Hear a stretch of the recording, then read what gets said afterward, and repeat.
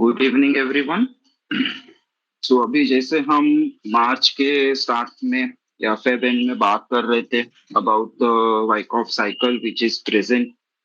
Feb के start में I think face B का कंफर्मेशन दिया था और उसके बाद में उसने वो न्यूज पे डिप करके हमको लो दिया था। तो जैसे प्लान था वैसे ही एक्चुअली मैंने एग्जीक्यूट किया, इसीलिए स्पेसेस वगैरह कुछ है नहीं बिकॉज मैं भी एक्टिवली ट्रेड कर ही नहीं रहा था मार्च में, ज्यादा कर रहा था trade but with very small amount and small capital.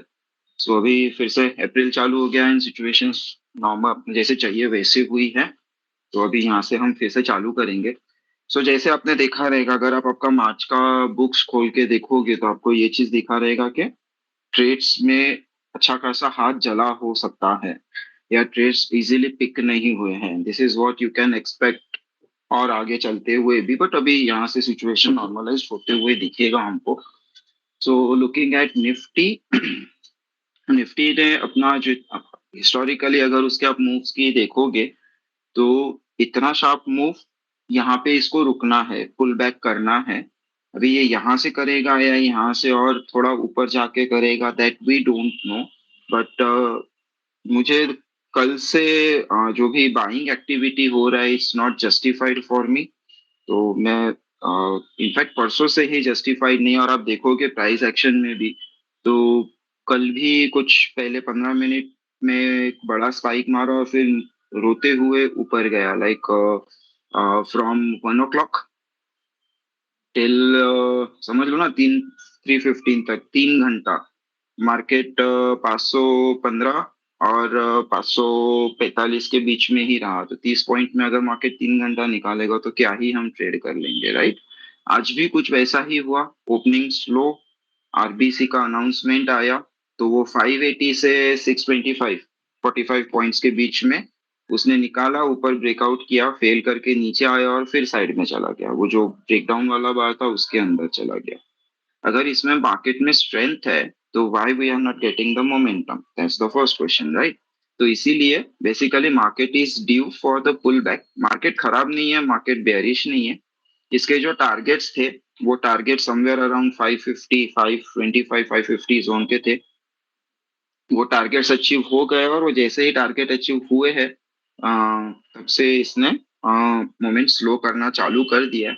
तो शायद ये देखते हैं, अभी जब ये ऐसा होता है तो नॉर्मली जो रिट्रेसमेंट आती है वो रिट्रेसमेंट मतलब यू कैन से एक फॉलिंग चैनल के अंदर नॉर्मली दिखती है। अभी ऐसा होगा नहीं होगा पता नहीं।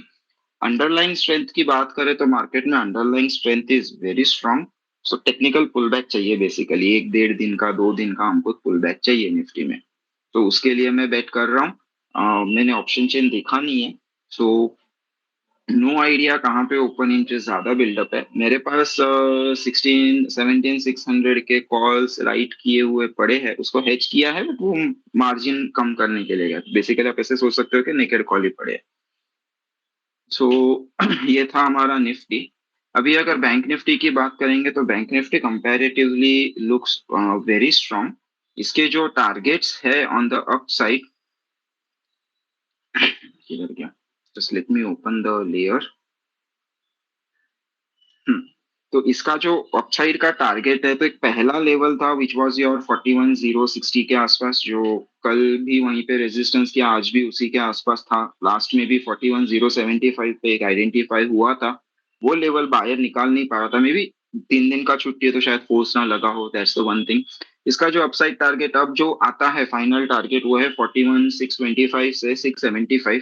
तो यहाँ तक के हमको एक लेग बैंक निफ्टी में बाकी है, वेयर एज निफ्टी का जो मूव है वो एक्सटेंड हो चुका है। तो अभी ये कैसे मैनेज करेंगे, I really have no clue, क्योंकि समझ में नहीं आ रहा है। यहाँ पे हम अगर हम आईटी को देखेंगे तो हमारा जो मार्च मिड का स्विंग हाई था, राइट, आईटी बराबर वहीं पे आके कंसोलिडेट कर रहा है। तो आईटी में अभी मे बी नेक्स्ट वीक हमको कहीं ना कहीं ब्रेकआउट्स दिखने चाहिए।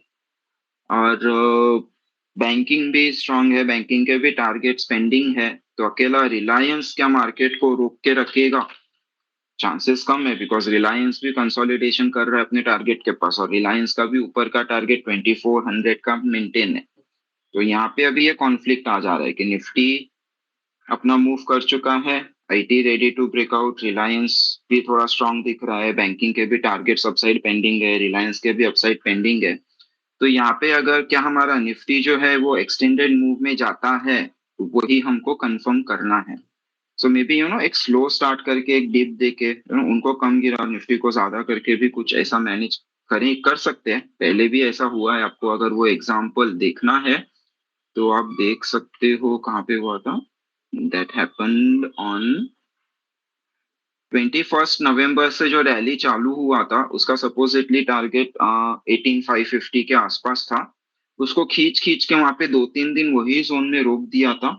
तब तक निफ्टी बैंक निफ्टी ने कवर किया, फिर बैंक निफ्टी ने जब अपना लास्ट लेग का टारगेट अचीव किया था तभी निफ्टी ने भी अपना 18,800 का हाई मारा था। तो वो वाला रैली भी यहाँ पे वैसा ही कुछ प्ले आउट हो रहा है, अभी देखते हैं कैसे प्ले आउट हो रहा है। सो निफ्टी में मेरे लिए स्ट्रेंथ नहीं है एज ए निफ्टी इंडेक्स।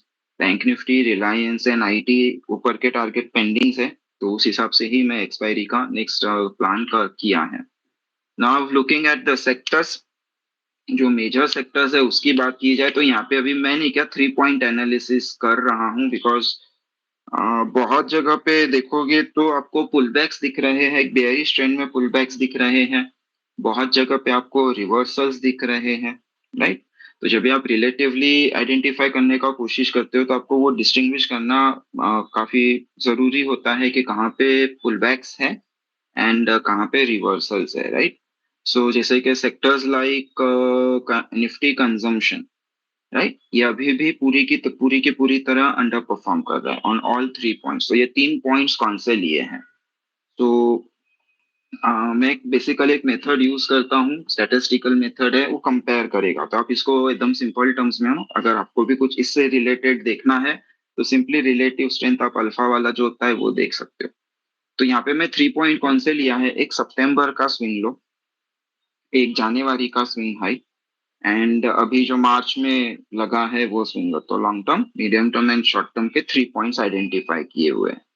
तो अगर आप तीनों पॉइंट्स के हिसाब से देखोगे तो सपोज मैं सितंबर के लो से देखूं कि कौन सा सेक्टर सबसे ज्यादा अच्छा परफॉर्म कर रहा है, तो वो आएगा आपका FMCG and infra, right. And FMCG and infra हमारा जो जनवरी का हाई है वहां से भी काफी अच्छा परफॉर्म कर रहा है, राइट। बट अभी ये मार्च लो से लगने के बाद में वो थोड़ा अंडर परफॉर्म कर रहा था। ऑब्वियसली जो पहले भागा हुआ है, अभी मार्केट जब गिर रहा था बेसिकली तो वो आउट परफॉर्म कर रहा था। अभी मार्केट चल रहा है तो वो थोड़ा रुका हुआ है, जैसे ही स्ट्रेंथ आ जाएगा वो पकड़ लेगा, राइट। फिर नेक्स्ट जो सेक्टर आते हैं आपके, वो आपके आते हैं फिनेंशियल सर्विसेज। फिनेंशियल सर्विसेज देखोगे तो उसका रैंक आपका थर्ड आता है फ्रॉम सितंबर स्विंग देखोगे तो, एंड जनवरी से भी देखोगे तो आपका थर्ड रैंक पे ही आता है। और अभी देखोगे अगर मार्च लो से, तो हमने देखा है कि लास्ट 10 दिन में अच्छा खासा उसमें बम्प आया है, तो वो नंबर 1 रैंक पे आता है, राइट। वो निफ्टी के एग्जैक्ट पैरेलल ही चल रहा है फिनेंशियल सर्विसेज। और फिनेंशियल सर्विसेज का जो मूवमेंट था वो मूवमेंट देख के लग भी रहा था 4-5 दिन पहले कि शायद आरबीआई रेट ना बढ़ाए। मैंने टेलीग्राम पे ऐसे ही कमेंट डाला भी था, बट सच में वैसा ही हुआ। सो फिनेंशियल सर्विसेज लुक स्ट्रांग। अभी अगर आप यहाँ पे देखोगे कि कौन से सेक्टर्स रिवर्सल्स के लिए आ रहे हैं, ये स्ट्रांग वाले हैं, मतलब इनका ट्रेंड डिफाइंड है, ये बुलिश स्टॉक है। तो यहाँ पे आपको ये जो सेक्टर है FMCG, infra and financial services, इसमें आपको pull back buy on dips का फंडा यूज करना है। जो टर्न हो रहे हैं सेक्टर्स वो है आपके PSU and private banks, right. PSU and private banks अगर देखोगे तो ये टर्न हो रहे हैं, यहाँ पे आपको रिवर्सल ट्रेड्स आइडेंटिफाई करना है। आईटी आपका अभी भी it's like on the bearish side, but एक ब्रेकआउट आएगा, उसको बेसिकली 0.6% का मूव चाहिए ऑन डेली क्लोजिंग बेसिस। अगर एक 0.6% का मूव आ जाएगा तो वो भी एक रिवर्सल कैंडिडेट हो जाएगा, और 0.6% के मूव पे वो चार्ट पे भी ब्रेकआउट दे देगा। तो अभी फिलहाल के लिए आईटीज में आप ब्रेकआउट ट्रेड्स देखो, ब्रेकआउट सस्टेन हो गया, मिल गया तो ठीक है। अगर ब्रेकआउट के बाद में देखना है तो फिर बाय ऑन डिप्स का हम आईटी में चालू करेंगे। कौन से सेक्टर्स है जहाँ पे हमको सेल ट्रेड्स देखने हैं? तो वो है हमारे autos, energies, metals, media and consumption. ये सारे सेक्टर अभी भी काफी अंडर परफॉर्म कर रहे हैं। हाँ, यहाँ पे यू कैन आर्ग्यू कि पिछले 10 दिन से autos are doing good, right. तो ठीक है, मतलब वो कर रहा है परफॉर्म, बट अगर ऑटोस का चार्ट देखोगे तो अभी तक कोई स्ट्रेंथ नहीं आया है, अभी तक कोई ना मेजर स्विंग हाई ना मेजर स्विंग लो, कुछ टूटा है तो कंसोलिडेशन में ही है। तो उस हिसाब से ऑटो इज बाई डाइसी के, हम बोल सकते हैं कि वहां पे हम रिवर्सल बाय कर सकते हैं, सेल कर सकते हैं, वो दोनों पे हम आर्ग्यू कर सकते हैं, उसको मैं डिनाई नहीं करूंगा। But energies still under performing heavily, metals are also under performing, medias are also under performing and consumption are also under performing. So अगर आपको शॉर्ट्स के लिए देखना है तो ये सारे सेक्टर्स में आप स्टॉक्स देख सकते हो। जैसे कि फॉर एग्जांपल अभी मैं बोल रहा हूँ कि let's say Nifty consumption is under performing, right. So अगर निफ्टी कंजम्पशन आपका अंडर परफॉर्म कर रहा है तो फिर निफ्टी कंजम्पशन के सेक्टर के अंदर जो सबसे वीकेस्ट स्टॉक है वो आपके वॉच लिस्ट में जाएगा, जहां पे आप उसको शॉर्ट ट्रेड के लिए देखोगे। So that's how you will identify. अभी यही चीज अगर हम सारे के सारे एफ एन ओ स्टॉक्स पे इंडिविजुअली लगाए, नॉट अ सेक्टर बट सारे के सारे एफ एन ओ पे, तो लेट मी रन। सो यहाँ पे आपके जो आउट परफॉर्मिंग स्टॉक्स हैं, right, GMR infra, H D F C limited, doctor Reddy, Auro pharma, Chola finance, Glenmark, Bajaj auto, IGL, Balrampur Chini, Manappuram, Dalmia Bharat, LT, Abbott India, H D F C bank, Ultrachem, Syngene, Alkem, Zydus life, AB capital, ITC, Siemens, India hotel. ये सारे वो stocks है जो Nifty को बहुत heavily out perform कर रहे हैं। अगर इन किसी स्टॉक में आपका पास कोई शॉर्ट वगैरह या पुट वगैरह पड़ा है तो थोड़ा सा केयरफुल रहना, राइट। और जो अंडर परफॉर्मिंग स्टॉक्स हैं, जो खराब है बेसिकली अभी अभी तक के चार्ट में इम्प्रूव, बट अभी के लिए जो एकदम खराब स्टॉक है, तो बॉटम 5 में आते हैं Page India, City Union Bank, Dabur, Wipro and Concord. ये स्टॉक्स में, विप्रो में मेरे को बहुत सारे डीएम्स आए थे कि बाय करना है बाय करना है। ये स्टॉक बाय ऑन डिप का नहीं है, उसको थोड़ा तो स्ट्रेंथ पकड़ने दो विप्रो के लिए। बाकी स्टॉक्स है आपके Lupin, Bal Krishna industry, Ashok Leyland, Laurus lab, HDFC AMC, PNB, Escorts, Cipla, Indus tower, McDowell, MNM, MFSL, Atul, ACC, Jubilant food, Eicher motor, PVR, ICICI, GI, Hind copper के लिए भी कोई पूछ रहा था तो ये भी अंडर परफॉर्मिंग स्टॉक है। एनएमडीसी, लालपात लैब, एमआरएफ और Bharat forge, Apollo hospital, IRCTC, UBL, VEDL, Bata India, ये सारे और प्लस पहले पांच। ये स्टॉक्स है जिनमें आपको लॉन्ग अभी के लिए नहीं देखना, इनमें प्रॉपर ब्रेकआउट आने दो, ब्रेकआउट रिटेस्ट होने दो, उसके बाद आपको लॉन्ग देखना है। ठीक है। इसमें शॉर्ट में और भी हम थोड़े स्टॉक्स और भी ऐड कर सकते हैं। सो वो जो एक्स्ट्रा के हो जाएंगे, जो है ना थोड़े बहुत काइंड ऑफ बेरिश है, बट वो टर्न कर सकते हैं उस टाइप के। Metropolis, Hindalco, Axis, RBL bank, AU bank, Birla soft, SBIN, India bull housing, ABFRL, Infy, LIC housing finance, Marico, JSW steel, ये सारे स्टॉक्स है। तो ये सारे स्टॉक्स ऐसे स्टॉक्स है जहाँ पे मतलब इफ ब्रेकआउट हैपन्स तो ब्रेकआउट बाय करने के बदले आप रिटेस्ट बाय करने का वहां पे कोशिश करो।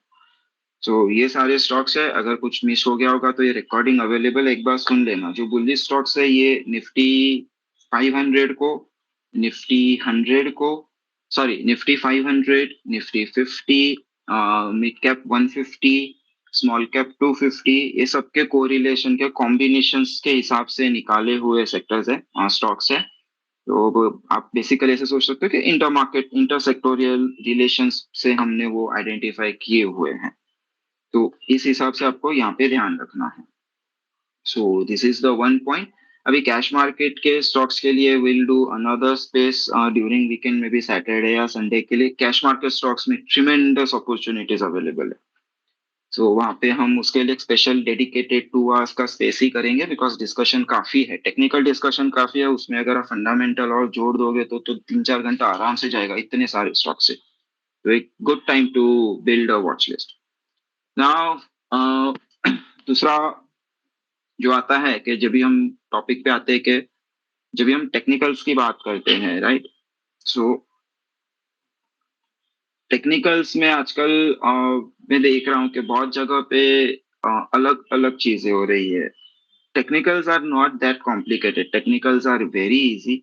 वो आपको इफ्स एंड बट्स के साथ में ही बताएंगे। श्योरिटी 100% कोई नहीं देगा, कोई टेक्निकल सिस्टम नहीं देगा। क्योंकि अगर श्योरिटी देता तो फिर अमीर आदमी वही बंदा होता ना जो श्योरिटी दे रहा है। सो टेक्निकल जब भी आप देखते हो हमेशा याद रखना है कि आपको इफ्स एंड बट्स मिलेंगे ही। If this level crosses then आपका यहाँ पे एसएल रख के आप लॉन्ग कर सकते हो। बट ऊपर रेजिस्टेंस है तो शायद वो रिटेस्ट करके जाएगा, पुल बैक लेके जाएगा। इफ रेजिस्टेंस इज स्ट्रांग तो बट रेजिस्टेंस स्ट्रांग है तो आपका ब्रेकआउट फेल हो सकता है। ये इफ्स एंड बट्स में ही सारी चीजें टेक्निकल्स में चलती है, राइट। यहाँ पे आपका माइंडसेट, आपका साइकोलॉजी इंपॉर्टेंट है, बट उससे ज्यादा इंपॉर्टेंट है कि आपका मार्केट में एक्सपीरियंस कितना है, आप चार्ट्स को कितने अच्छी तरीके से समझ रहे हो।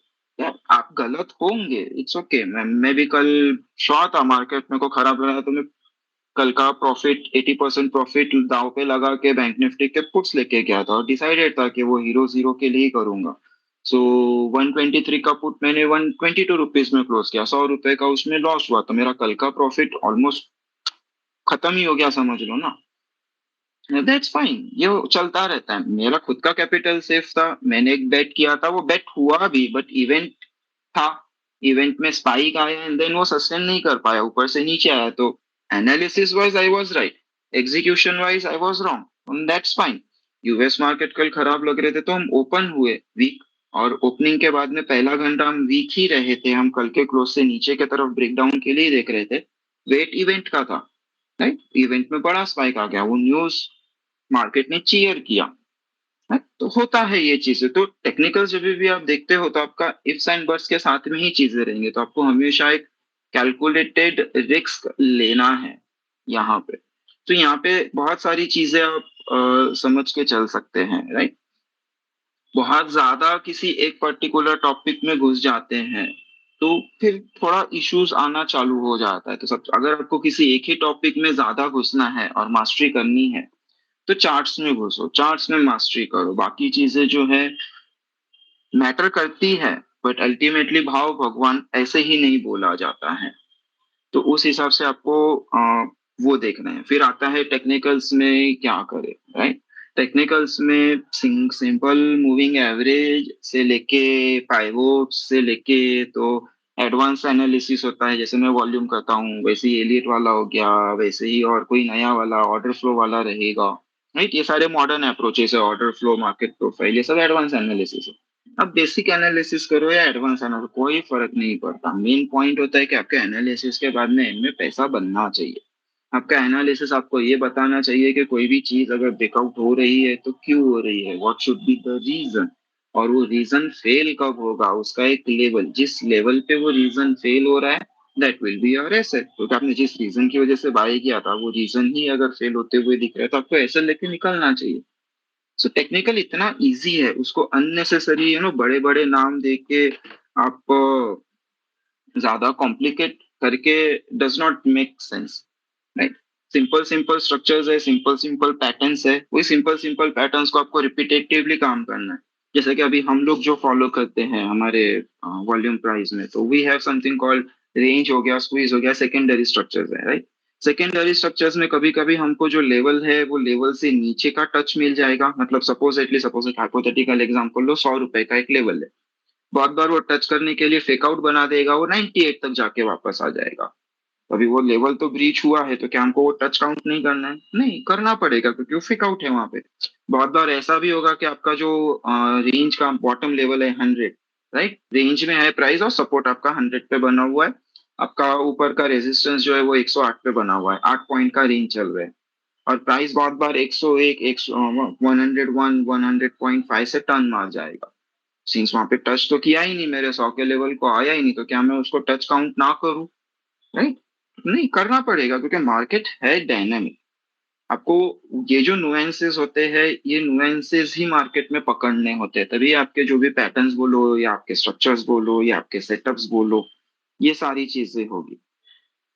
कोई अगर सिस्टमैटिक ट्रेडिंग करता है तो अगर आप वो सिस्टमैटिक ट्रेडिंग वालों का सिस्टम देखोगे तो वो सिस्टम में ये सारे nuances are taken care of, right. वो सिस्टम इसीलिए काम करता है बिकॉज ये सारे जो नुएंसेस होते हैं मार्केट में, ये सारे के सारे उसमें ऑलरेडी कंसिडर किए होते हैं। अभी सोचो वो जिसने सिस्टम बनाया होगा सिस्टमेटिक ट्रेडिंग के लिए, राइट, सारे रूल्स डिफाइन किए होंगे, सब कुछ किया होगा, तो उसने पहले डिस्क्रिशनरी वर्क तो किया ही होगा ना, मैन्युअल वर्क तो किया ही होगा, सारे चार्ट्स पे जाके आइडेंटिफाई किया ही होगा, राइट। फिर वहां पे जो भी उसको कम ज्यादा दिखता है वो कम ज्यादा देख के ही वो मैनेज किया होगा। So that's the way market functions. Market में nothing is permanent, nothing is temporary. जो कुछ भी है वो सब डायनामिक है। आज जो चीज काम कर रही है कल वो करेगी, कोई गारंटी नहीं है। कल जो चीज काम कर रही थी वो परसों करेगी, कोई गारंटी नहीं है, राइट। क्योंकि आप जिस भी सिस्टम पे काम कर रहे हो वो सिस्टम तो एक फिक्स रूल के हिसाब से है ना। मार्केट में फेकआउट शेकआउट अगर परसेंटेज बढ़ गए, जैसे कि बीच में हम लोग देख रहे थे ट्रैपिंग, लास्ट ईयर 2022 में ट्रैपिंग्स बहुत हो रही थी, सो कॉल्ड रिटेलर्स के फॉल्स ब्रेकआउट बहुत ज्यादा हो रहे थे। तो अगर वो सिस्टम आपका वो अडॉप्ट नहीं कर सकता है तो you will be in trouble, right. फिर वहां पे आ जाता है कि माई मैंने ब्रेकआउट लिया था बट ब्रेकआउट फेल हो रहा है, तो कहीं ना कहीं मेरे इसमें प्रॉब्लम है, I am not able to hold, या फिर मैं गलत एंट्री कर रहा हूँ एंड ऑल। नहीं, आप वो प्राइस को पढ़ो। There is no issue with you और विथ योर साइकोलॉजी और any any kind of that stuff for that matter. Problem कहाँ होगा, मार्केट चेंज हुआ, आप वो चेंज को बाफ नहीं पाए, तो आपको उस टाइम पे जाके वहां पे वो चेंज पकड़ के आपको मॉडिफाई खुद को करना होता है, राइट। खुद का जो अप्रोच है उसको एडजस्ट करना होता है।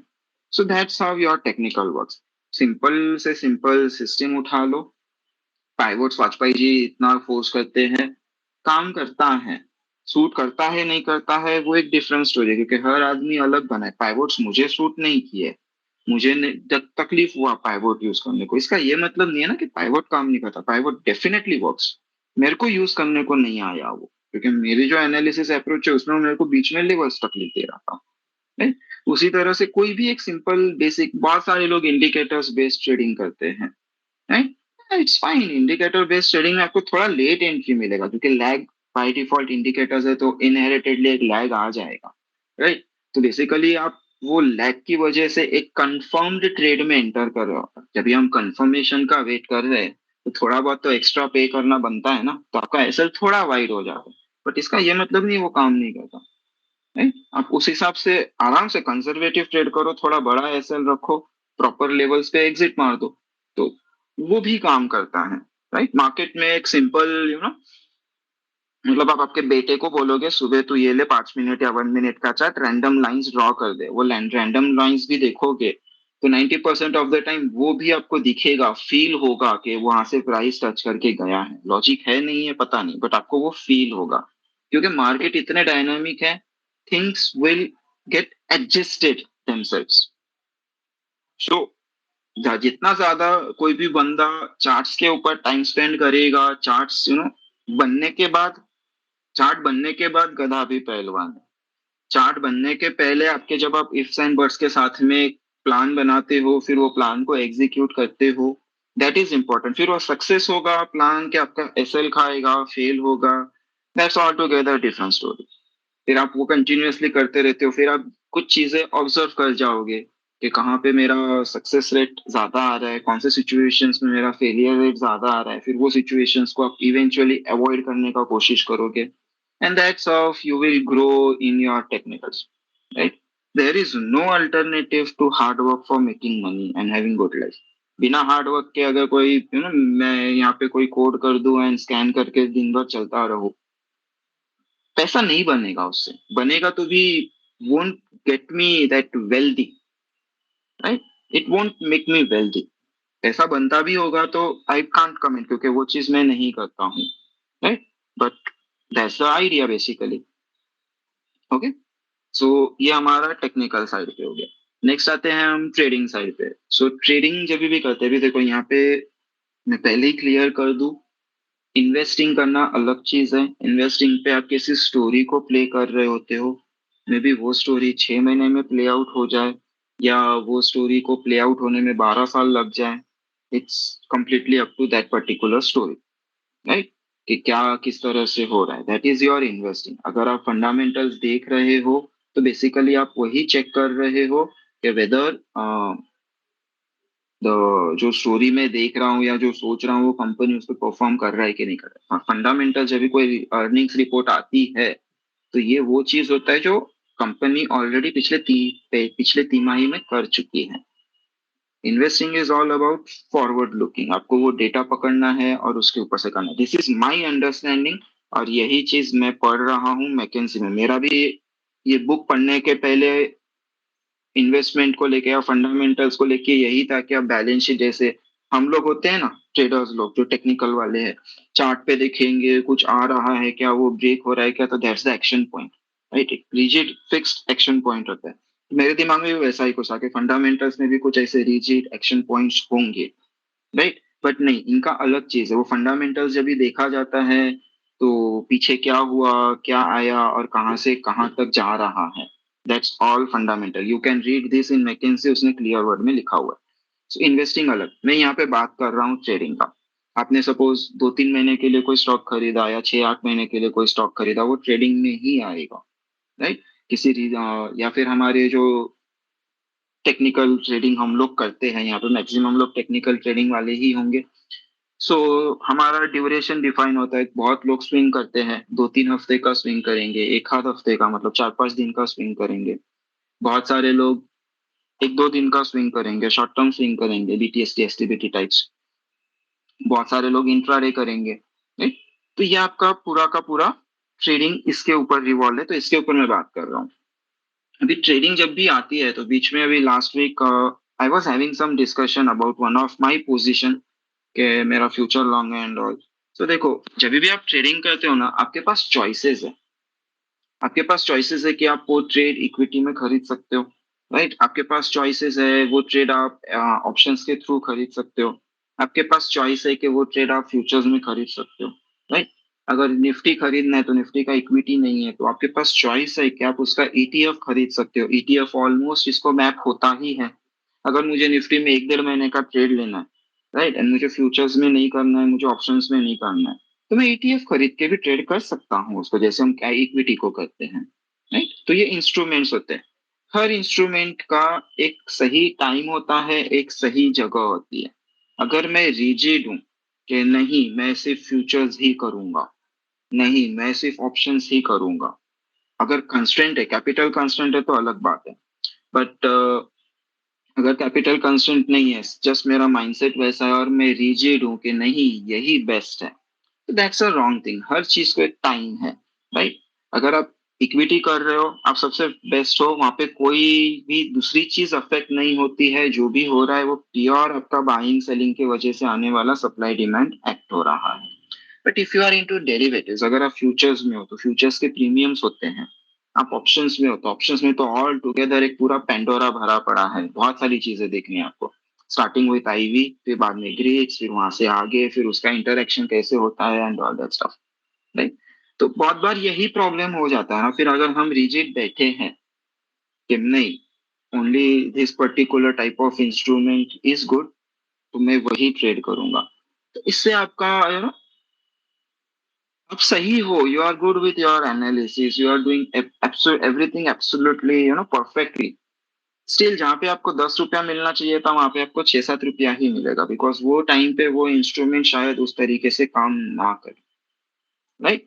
तो फॉर एग्जाम्पल जैसे अभी जो भी हमने फ्यूचर्स नीचे से जो रैली कैच की, मैं फ्यूचर लॉन्ग किया और उसके सामने हेज किया, नीचे पुट्स को खरीद के हेज किया, राइट। तो वहां पे ही किसी ने बोला कि आप एट द मनी कॉल ले लो। अभी जब भी मैंने पोजीशन क्लोज किया और मैं देखूं तो देर इज 20% डिफरेंस। मेरा फ्यूचर में जो प्रीमियम बढ़ा रैली के वजह से, माइनस जो पुट में मेरा डीके जो लॉस हुआ, क्योंकि पुट हेज में था तो लॉस होना ही था, राइट। तो वो देखो और उसके सामने जो कॉल लिया था वो देखो, तो वहां पे मेरे को 20% सीधा प्रॉफिट M2M में डिफरेंस आता है। एग्जैक्टली बोलो तो 18.7%, राइट। अभी ये 400-500 पॉइंट का रैली है, अगर मैं सपोज बीच में ऑप्शन लेके डेल्टा ड्रिफ्ट कर दूं, तो डेल्टा ड्रिफ्ट करने के बाद ऑब्वियसली मेरा डेल्टा शिफ्ट हो जाएगा, तो जो डिफरेंस है वो और बढ़ जाएगा। यहाँ पे क्लियर सिनेरियो था कि आईवी राइज करने वाला है और सब कुछ एकदम लो लेवल्स पे है, राइट। तो options won't be a good idea.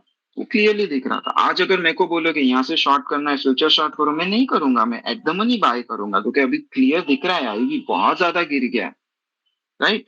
तो अभी आईवी यहाँ से बढ़ सकता है, आईवी बढ़ सकता है, तो definitely I will prefer to go with the ATMs.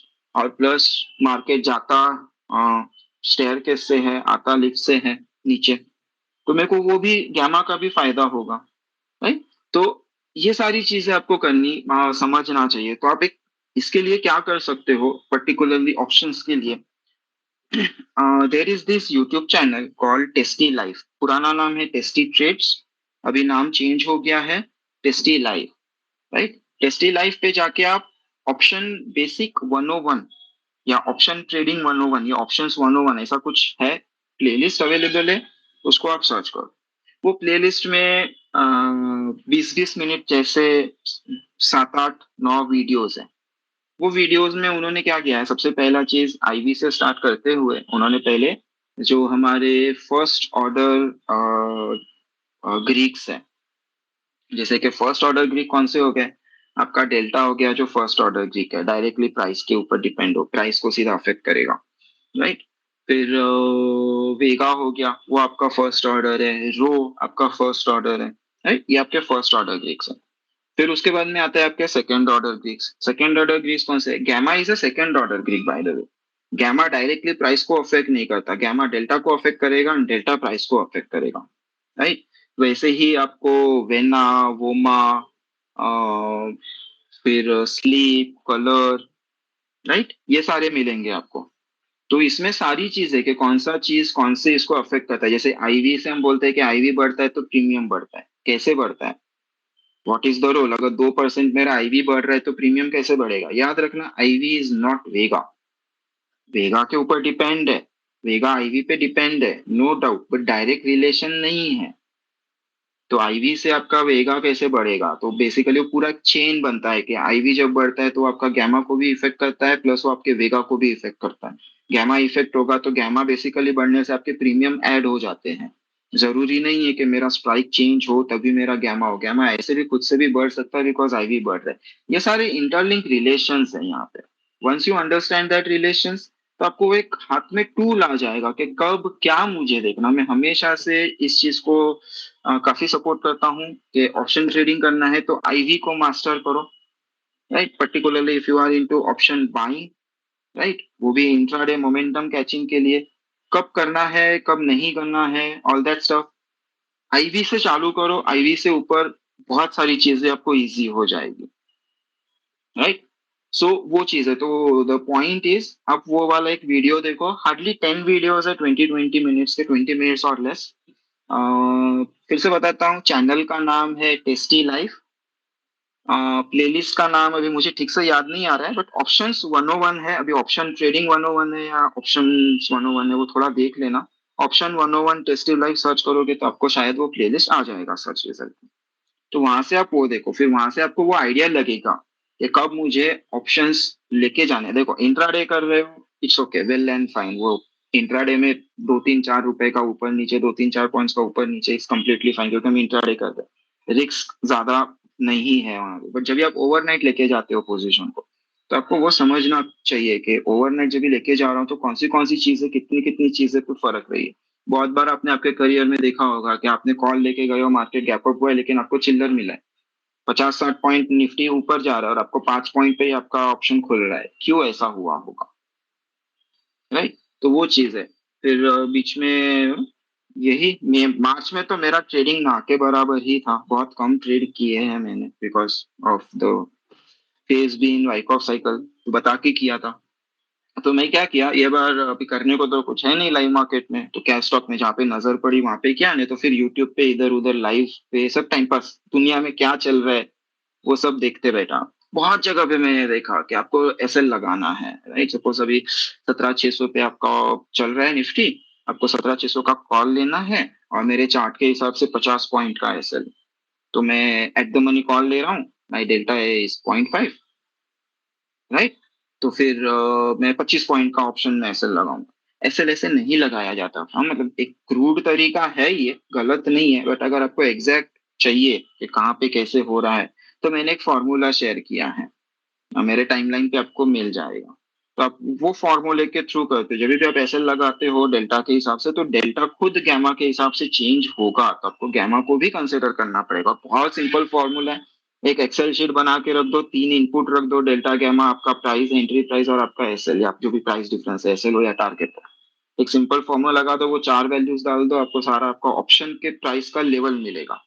Right, और 10-20 पैसा ऊपर नीचे करके लगा देने का, तो आपके वो एसेस नॉर्मली हिट नहीं होते हैं। अगर आप एट द मनी पे हो या 1-2 स्ट्राइक ऊपर नीचे हो, अगर आप बहुत ज्यादा दूर हो, आप 4-5 strike out of the money हो या 4-5 स्ट्राइक इन द मनी हो, राइट, तो फिर सिचुएशन डिफरेंट हो जाती है। फिर वहां पे ये फॉर्मूले में आपको करीबन करीबन 1 और 2% का एरर ऑफ मार्जिन रख के काम करना है। तो ये सारी चीजें होती है। तो ये सारी चीजें अभी, ऐसा तो नहीं है कि हम लोगों को ब्रह्मदेव ने आके पढ़ाया, या मैंने तो मेरे जो सर थे जिनसे मैंने सीखा है, he trades into futures and equity only. वो तो ऑप्शंस को हाथ भी नहीं लगाते। ऑप्शंस बेसिकली एक हेजिंग टूल है, तो पोर्टफोलियो को हेज करने के लिए जो राइटिंग चलता है या कवर कॉल चलते हैं, वही करते हैं। ये ऑप्शन ट्रेडिंग करते ही नहीं। मैं करता हूँ ऑप्शन ट्रेडिंग, तो मुझे किसने सिखाया? मैंने कोई कोर्स वोर्स भी नहीं किया ऑप्शन का। बुक्स पढ़ के आता है ये सारी चीज। वो बुक्स पढ़ना होता है, बैठना होता है, एक एक बुक कंप्लीट करने को 2-2 3-3 महीने लगते हैं। उतना मेहनत करोगे तभी आपका वो नॉलेज लेवल बढ़ेगा। एक बार वो नॉलेज लेवल बढ़ेगा तो आपके पास रूल्स सेट करने का एबिलिटी आ जाएगा। एक बार आपके पास, you are well equipped with the knowledge and you have that kind of skill, तो फिर साइकोलॉजी हो गया या फिर माइंडसेट हो गया, इतना अफेक्ट नहीं करता है। It becomes part of you. आप वो समझते हो कि हाँ, कभी कभी मार्केट है, कभी कभी आपके दिन में लॉसेस होंगे, कभी कभी बड़े लॉसेस होंगे, कभी कभी बड़े बड़े प्रॉफिट्स होंगे। आप वो एक चीज समझ जाओगे अगर आपके पास वो नॉलेज है। Basically what I am trying to say, suppose मेरा अगर लॉस हो रहा है, राइट, तो वो लॉस क्यों हुआ, जब तक मुझे अगर उसका रीजन पता नहीं है, तो फिर मैं किसी को तो ब्लेम करूंगा। और नॉर्मली ब्लेम हम उस चीज को कर देते हैं, करना अच्छा होता है जिसके बारे में मुझे कुछ समझ में ही नहीं आता। वो है हमारा ह्यूमन ब्रेन। हमारा दिमाग इतना कॉम्प्लेक्स है, आज तक उसका रिसर्चर्स भी पूरी तरह से समझ नहीं पाए। साइकोलॉजी में खराब था, मेरा साइकोलॉजी नहीं था, मेरा पोजीशन साइजिंग ही खराब था। मैंने कम लॉट्स लिए, मैं जल्दी निकल गया, राइट।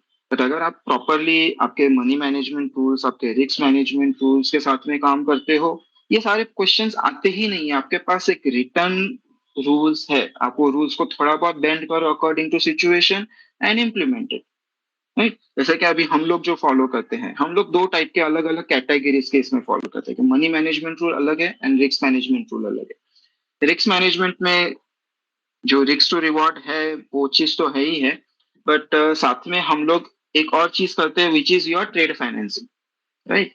हमको क्या करना है, बेसिकली हमारा जो फर्स्ट प्रिंसिपल है, फर्स्ट प्रिंसिपल ये है कि प्रॉफिट लॉस अगर हो रहा है तो लॉस मेरे कैपिटल में से नहीं जाना चाहिए, राइट। जो भी है हमारे पास, जो भी प्रॉफिट्स है पड़े हुए, वो प्रॉफिट से ही जाए। मेरा जो मेन कैपिटल है, आप वो अभी मंथली बेसिस पे सेट करो, वीकली बेसिस पे सेट करो, ये सब टू यू। बट सपोज अगर एग्जांपल लो कि मैं हर मंडे को, जब भी मार्केट ओपन हो रहा है, वो मेरा मेन कैपिटल लेके चल रहा हूँ, तो मंडे ओपनिंग के टाइम पे जो मेरे पास कैपिटल था, जो मेरे पास पैसा था मेरे अकाउंट में, उसमें से मेरे को लॉसेस नहीं खाने हैं। That's the whole idea, right. तो फिर यहाँ पे क्या करते हो, आप पहले एक छोटा ट्रेड लो, छोटे ट्रेड से छोटा प्रॉफिट आएगा, फिर वो छोटा प्रॉफिट का क्वेश्चन बना के वही उसके ऊपर आप नया ट्रेड लो, राइट। तो आपका जो पहले ट्रेड का प्रॉफिट है, वो आपके दूसरे ट्रेड को फाइनेंस करता है। That is the logic which we follow.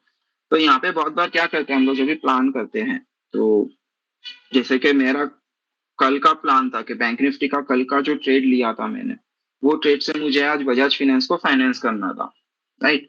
तो उस तरीके से अगर बजाज फाइनेंस में लॉस हो रहा है, तो मेरा बैंक निफ्टी का प्रॉफिट चला जाएगा। और ये पूरा हम एक पेपर पे लिख के प्रॉपरली मैनेज करते हैं कि कितना प्रॉफिट आया, कहाँ पे कितना फाइनेंस हो रहा है, कहाँ पे कितना क्या हो रहा है। तो छोटे ट्रेड से बड़े ट्रेड को फाइनेंस करने का हम ये वाला अप्रोच करते हैं। This is our risk management में ये भी आता है, apart from risk to reward, ठीक है। फिर टारगेट्स के ऊपर टाइम पे निकलना, जैसे कि हम कोई भी चीज, कोई भी हमारे स्ट्रक्चर्स ब्रेक होते हैं, तो हर स्ट्रक्चर हमको 2 लेवल देता है, क्रिटिकल लेवल फिर एक टारगेट 1। टारगेट 2 भी होता है, बट इंडियन मार्केट्स में टारगेट 2 बहुत रेयरली आता है, तो क्रिटिकल लेवल टारगेट 1। सो अभी ये हमारा डिसीजन है कि अगर मार्केट बहुत ज्यादा स्पीड में क्रिटिकल लेवल के पास जा रहा है, तो ज्यादा चांसेस है वो वही स्पीड में, वो मोमेंटम में ही वो टारगेट 1 को 1 वे अचीव कर देगा। तो फिर हम पूरा टारगेट 1 पे एग्जिट करेंगे, तब तक बैठे रहेंगे। टारगेट 1 आ गया, ज्यादा स्पीड लग रहा है, ग्रीड आएगा, अरे ये यहाँ तक आ गया और 50 पॉइंट ऊपर जाएगा और 100 पॉइंट ऊपर जाएगा, that business we don't do. अपना टारगेट आ गया, निकल जाओ, प्राइस ऊपर भी जा रहा है, देखो उसको क्या कर रहा है, क्योंकि भागती हुई ट्रेन है, ऊपर टॉप पे खड़ी है, टॉप पे वो चिल्लर कमाने के लिए क्यों करने का। अगर टॉप पे आपको रिवर्सल मिलता है तो आपका वो 3-4 बार का गैप आ जाता है आपके एग्जिट के बाद में, आप आपका माइंडसेट, आपका बायस जो है वो सब आप सेट करके आराम से प्लान करके नया ट्रेड भी ले सकते हो, वो सारी चीजें हो जाती है। लेकिन अगर प्राइस बहुत स्लोली जा रहा है, क्रिटिकल लेवल के पास ही चल रहा है, राइट, तो फिर मार्केट में रिस्क ऑन क्यों रहने का, रिस्क को कम कर दो, 50% या 1/2 या 2/3 पोजीशन काट दो, बचे हुए को राइड करो, राइट। तो इस तरह से आपके रिस्क मैनेजमेंट ये सारे होते हैं। फिर आता है मनी मैनेजमेंट। तो मनी मैनेजमेंट में आपका पास टोटल कैपिटल कितना है, तो आपके बैंक में हो गया, इधर उधर हो गया, मतलब हार्ड कैश कितना है, राइट। फिर वो हार्ड कैश में से आपको 3 जगह पे पैसा डिवाइड करना है। एक आपका बैंक में रहेगा कैश के लिए, जो मेडिकल इमरजेंसीज वगैरह, जो इमरजेंसी फंड है उसको वैसे सोच लो। एक जो पैसा है वो कहीं ना कहीं फिक्स एसेट में रहेगा, राइट। और ये फिक्स्ड एसेट ऐसा है जहाँ पे मुझे चाहिए तो विद इन 2 to 3 डेज में पैसा बाहर निकाल सकूं। मे बी बॉन्ड्स में रख लो, एफडी में रख लो, राइट। मैं एफडी में डालता हूँ पैसा, ठीक है। वो एक परसेंटेज है उसका, इट्स नॉट लाइक कि 100% का मेरे पास कैपिटल है तो मैं 50% है, नहीं नहीं, छोटा सा एक परसेंटेज होता है, सो दैट मैं बताता हूँ आगे इसका काम क्या है।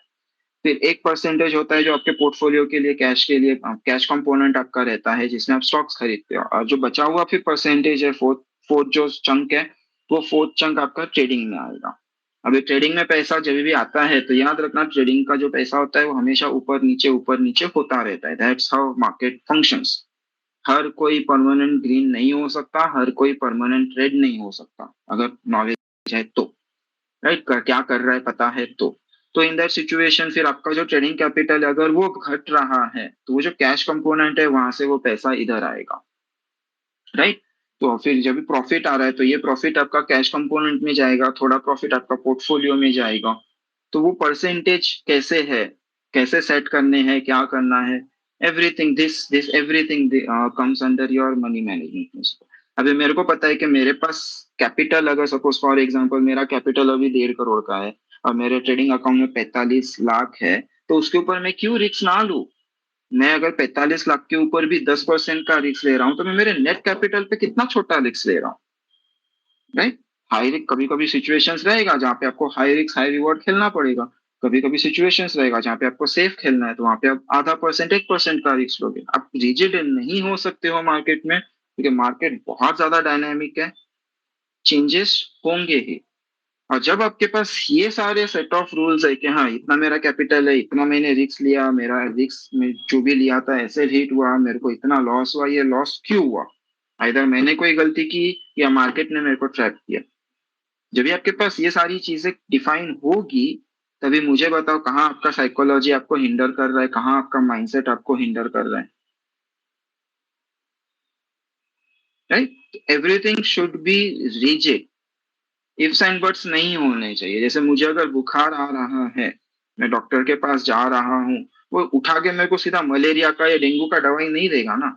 उसको डाउट आ रहा है तो वो पहले चेक करेगा, वो अपना रिजिड बेस ढूंढेगा, टेस्ट रिपोर्ट टेस्ट करवाएगा, रिपोर्ट्स आएगी, रिपोर्ट्स में कंफर्म होगा, फिर ही मुझे मेडिकेशन देगा ना। तो वहां पे इफ्स एंड बट्स नहीं है ना इतने की, वहां पे ऐसा कुछ नहीं है। और प्लस जैसे जैसे हमारा एक्सपीरियंस बढ़ता जाएगा वैसे वैसे ही कुछ चीजें आप खुद इवॉल्व हो जाते हो। जब भी आप एक ही काम पूरी शिद्दत से कंटिन्यूअसली कर रहे होते हो, मे बी आप जो भी अभी कर रहे होंगे, आपका जॉब होगा या आपका शॉप होगा, राइट, जैसे जैसे आप उसमें करते जाते हो एक वो बोलते हैं ना कि हिंदी में एक वर्ड है महारत आ जाती है, you basically tend to achieve the excellence, right. तो वो जब भी चीज आपके पास आ जाती है तो ऑब्वियसली फिर आपकी लाइफ और ज्यादा इजी हो जाती है।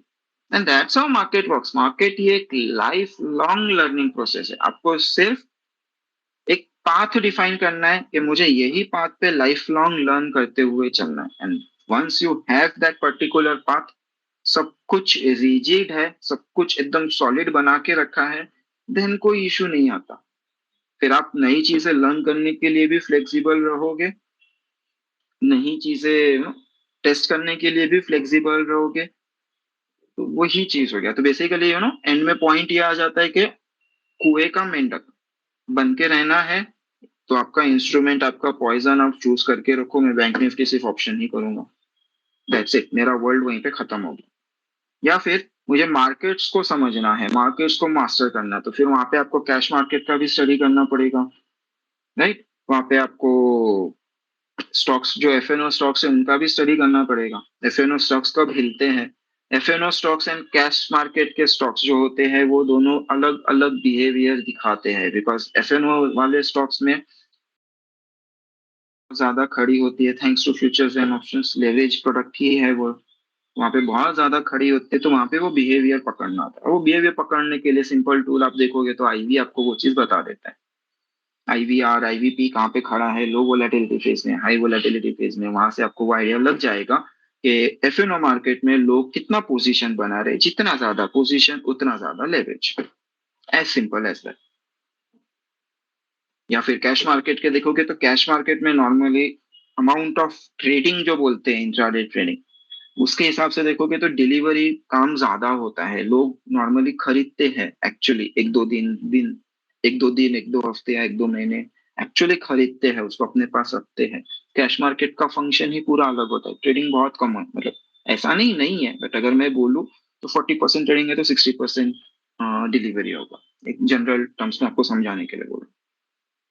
तो वो दोनों अलग अलग यूनिवर्स है। अभी आप सबको समझना है तो फिर आपको पोर्टफोलियो का भी काम, आपका वहां पे काम हो जाएगा अगर आप वहां से उसको देखना चालू करोगे तो, टेक्निकल पर्सपेक्टिव।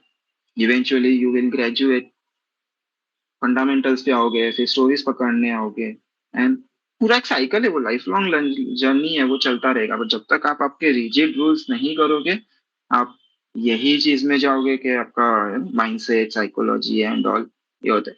अगर यही चीज है, राइट, मैं एक सिंपल एग्जांपल दे रहा हूँ, अगर माइंडसेट एंड साइकोलॉजी ही सब कुछ है, राइट, तो मेरे शादी को ऑलमोस्ट 8 साल हो गया, राइट।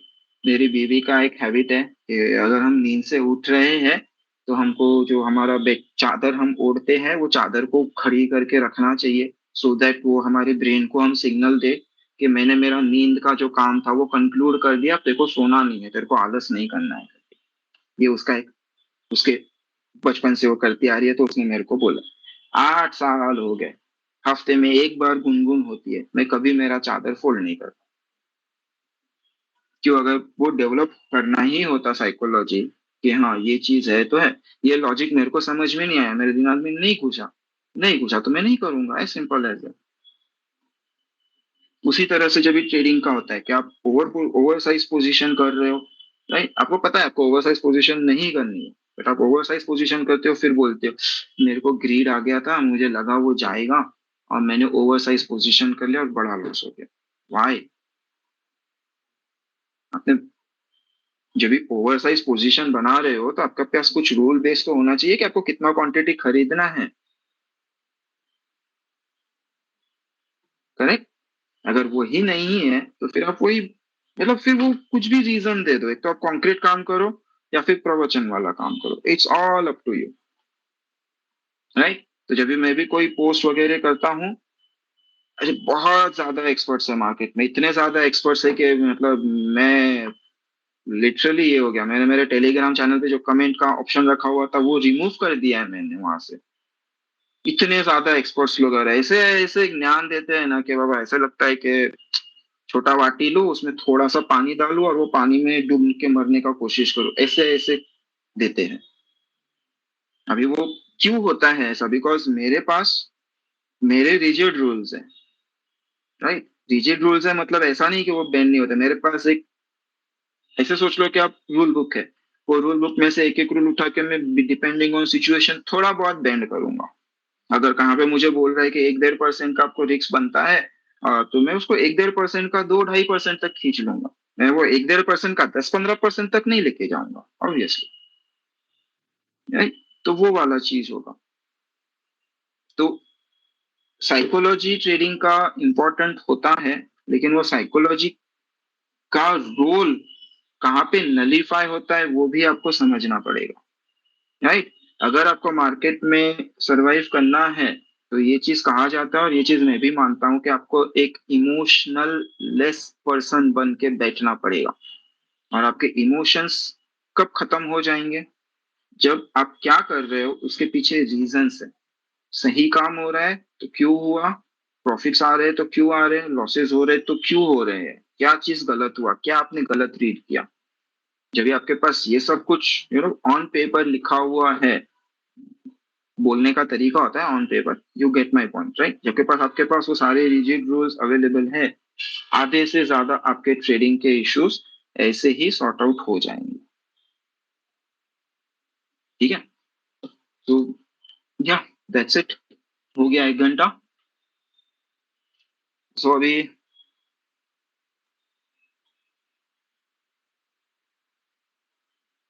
क्वेश्चंस वगैरह, शेती जी सर्च कर लो ना, टेस्टी लाइफ एक ही वर्ड है, स्पेस मत देना, टेस्टी लाइफ ऑप्शंस 101 आपको मिल जाएगा। ओके है, चलो फिर अभी ये वाला यहाँ पे खत्म करते हैं स्पेस। मोस्ट लाइकली मंडे से लाइव मार्केट फिर से चालू करेंगे अपना रेगुलर, 1 1:30 बजे के आसपास आके करेंगे टाइम पास, क्योंकि अभी ट्रेडिंग तो चालू कर दिया मैंने, देखते हैं, स्टार्ट तो अच्छा हुआ है। बुक्स की लिस्ट ट्वीट कर दो, कौन सा बुक्स चाहिए, किससे रिलेटेड, ऑप्शंस का बुक अलग रहेगा, राइट, आपका इक्विटी का अलग रहेगा, how to how do you keep track of stocks. देखो, मैं हर रोज शाम को मोस्टली एफएनओ के ऑलमोस्ट ऑलमोस्ट सारे स्टॉक्स का एक बार चार्ट स्कैन कर लेता हूँ, देख लेता हूँ आंखों से, मैन्युअल स्कैन एक एक करके देख लेता हूँ वहां से, फिर मेरा वॉच लिस्ट रहता है, फिर वॉच लिस्ट में जाने के बाद मतलब जैसे जस्ट स्क्रॉल किया है कि हाँ ये वाला स्टॉक नेक्स्ट, ये वाला स्टॉक नेक्स्ट, ये वाला स्टॉक अच्छा लग रहा है, वॉच लिस्ट में गया, नेक्स्ट नेक्स्ट करके कर जाता, वॉच लिस्ट में कुछ 20 25 स्टॉक आ जाते हैं। फिर वो 20 25 स्टॉक्स में से फिर थोड़ा वो 20 25 स्टॉक को थोड़ा डिटेल्ड एनालिसिस के, कहाँ पे क्या स्ट्रक्चर है, वॉल्यूम एक्टिविटी कैसे चल रहा है, फ्लो कैसे है वहां पे, मनी फ्लो क्या बता रहा है, ट्रैपिंग तो नहीं हो रहा है, वो सब डिटेल्ड एनालिसिस पूरा, और फिर उसके बेसिस पे वो वॉच लिस्ट के स्टॉक्स अपने फाइनल वॉच लिस्ट में आते हैं, और यही फाइनल वॉच लिस्ट फिर लाइव मार्केट में मैं देखते रहता हूँ। राइट, लाइव मार्केट में मैं कभी स्टॉक सिलेक्शन नहीं करता, और लाइव मार्केट में मोस्टली जो ट्रेड प्लान होता है वो ट्रेड प्लान को एग्जीक्यूट करने पे ज्यादा फोकस्ड होता है, और जब भी मार्केट नहीं है तभी वो ट्रेड आइडिया ढूंढने पे ज्यादा फोकस होता है, तो मैं इस तरह से काम करता हूँ, मैं स्कैनर्स वगैरह का बिलीवर नहीं हूँ। मैं सोचता हूँ जितना ज्यादा मेहनत हम करेंगे उतना क्लैरिटी रहेगा प्राइस एक्शन का, क्या हो रहा है, राइट।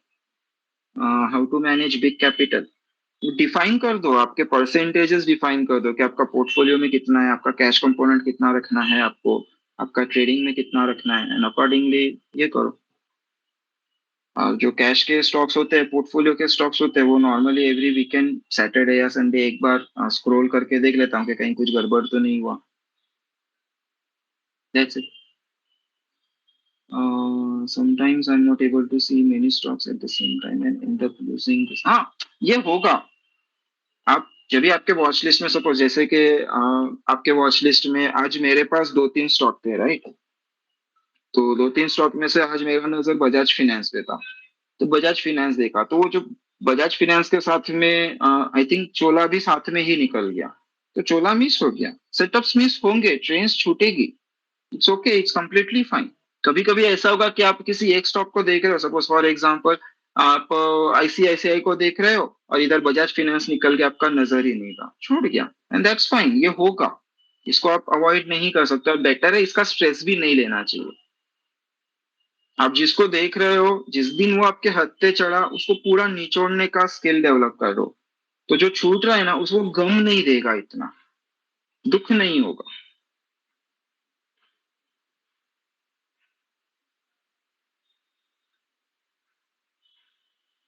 तो आई थिंक सारे क्वेश्चंस हो गए।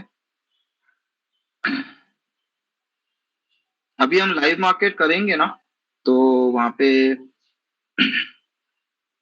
देख लेना कैसे हम डिस्कस करते हैं, कैन यू प्लीज शेयर।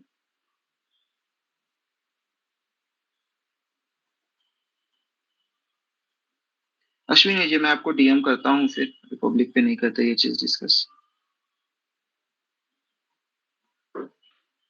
ठीक है। हो गया सारा, कमेंट्स भी हो गए, डीएम भी हो गए।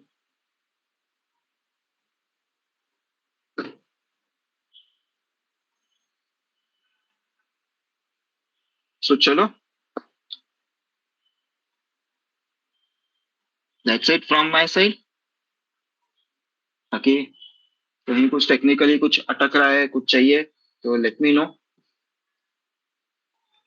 चलो फिर ये वाला स्पेस यहीं पे एंड करते हैं। 1 घंटे के हिसाब से ही सोचा था, तो ज्यादा कुछ लिया नहीं मैंने क्वेश्चंस वगैरह। एक वीकेंड में हम करेंगे ऐसे ही मार्केट व्यू एंड ऑल के ऊपर डिस्कशन। क्या क्वेश्चन कर रहे हैं? What happens in market generally after long weekend? Long weekend के बाद मार्केट एक्चुअली आलस मोड में रहता है, तो कंसोलिडेट करेगा फिर ही मूव करेगा।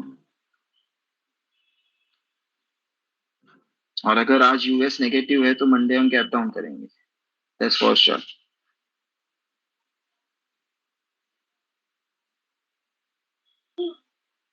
So that's it from my side. मिलते हैं अभी वीकेंड में, एक स्पेस करेंगे तभी कैश मार्केट के स्टॉक्स डिस्कस करेंगे, और एक शायद आज रात को शायद अमित सर भी करने वाले हैं स्पेस। सो वहां पे आपको मार्केट व्यू एंड ऑल मिल जाएगा। और कैश कैश मार्केट के स्टॉक्स का डिस्कशन के लिए मे बी सैटरडे कोई टाइम देख के, या संडे शाम को एक स्पेस रखेंगे। तो वहां पे देख लेना, मंडे से मोस्ट लाइकली हम लोग लाइव ट्रेडिंग फिर से चालू कर देंगे, क्योंकि अभी मैं एक्टिव हूँ, तो करेंगे साथ में trade. So thank you for listening, मिलते हैं next time. Till then take care of yourselves.